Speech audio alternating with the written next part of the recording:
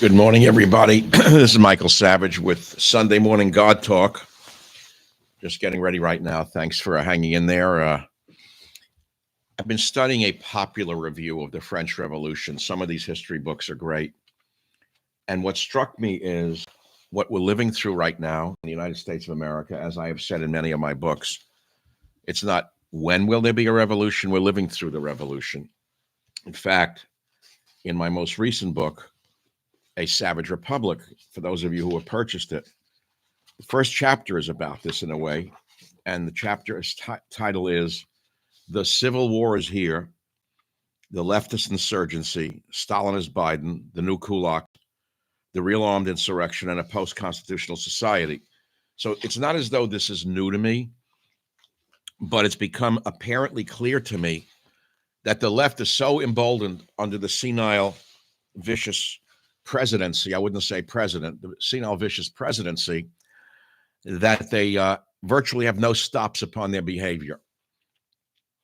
We saw what happened with the most recent ruling by this deranged judge in New York, this Endorgan or whatever his name is.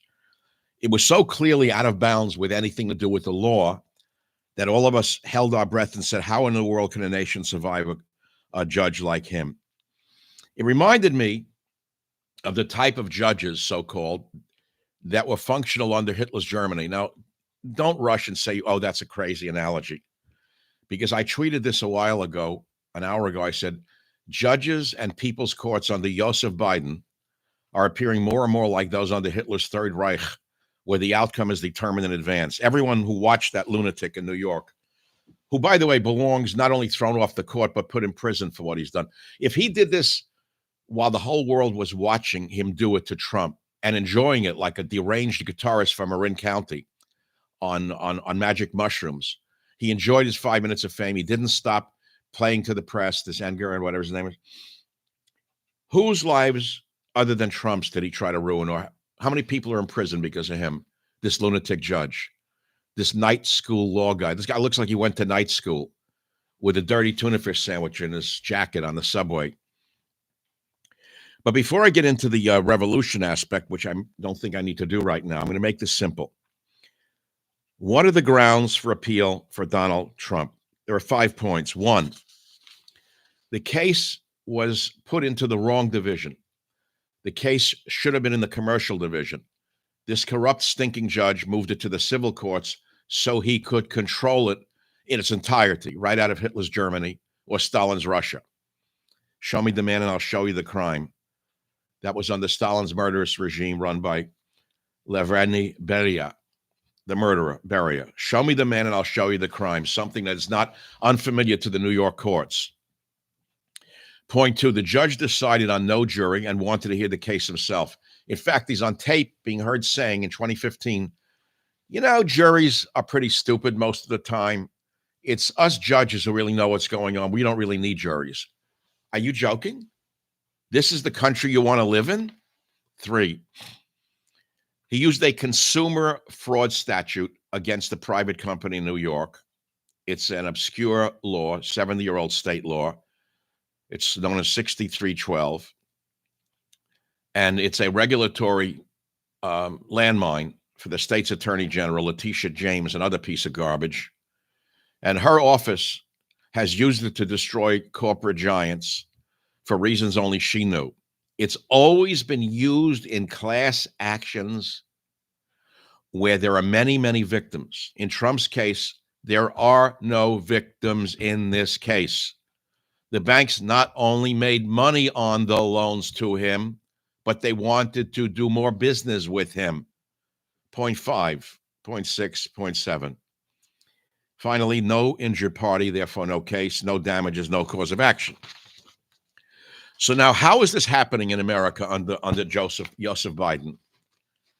How is it even happening? Why is the left so empowered? Well, look no further than Jake Tapper and you'll get your answer. Study the French Revolution. See, we all look at the Russian Revolution to see what's going on in America, which is not a bad thing to study, but you have to study the mother of revolutions, which is the French Revolution, before you understand how the Russian Revolution occurred based on the French Revolution. Now you'll understand this revolution in America is based upon both of the above. Study who the Jacobins were. The Jacobins are who this judge is a type of. He's a Jacobin. All of the leftists in the media are Jacobins. They were a political club during the French Revolution. They were radical revolutionaries who plotted the downfall of the aristocracy and the rise of the French Republic. They are associated with a period of violence during the French Revolution called the Terror. Sound familiar? The Terror. We're going through the Terror right now. The black gangs. Oh, I said black gangs. Oh, my God. I'm sorry. I shouldn't see that. The teens, I mean. The teens who are breaking into stores and robbing with impunity. The illegal alien vermin who are being brought in by Joseph Biden to beat up police and then laughing at the cops with the middle finger. So at the start of the French Revolution in 1789, the Jacobins were a fairly small club. But at the height of their power, there were thousands of Jacobin clubs throughout France and around 500,000 members. One of the most powerful members of the Jacobins was a man named Maximilien Robespierre. You may have learned that in high school. And he used the influence of the Jacobins to rise in the new revolutionary government of France. At one point, Robespierre was the most powerful man in France, and he conducted a reign of terror unlike any that had ever been seen in France before. In 1793, the French government was facing internal civil war and was being attacked by foreign countries. The Jacobins were afraid that the revolution that they wanted to conduct was going to fail. And so, behind the leadership of Robespierre, the Jacobins instituted a state of terror. And under this new rule of law, so-called, now listen carefully, they would arrest and often execute anyone suspected of treason. And thousands of people were executed and hundreds of thousands were arrested. Look no further than J6, and you'll understand what I'm talking about. Eventually, the people themselves came to understand that the state of terror could not go on any longer in France.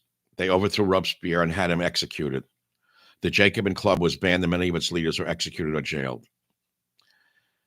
So you should understand that what we're living through right now is a revolution conducted by Antifa as the street troops, the street thugs.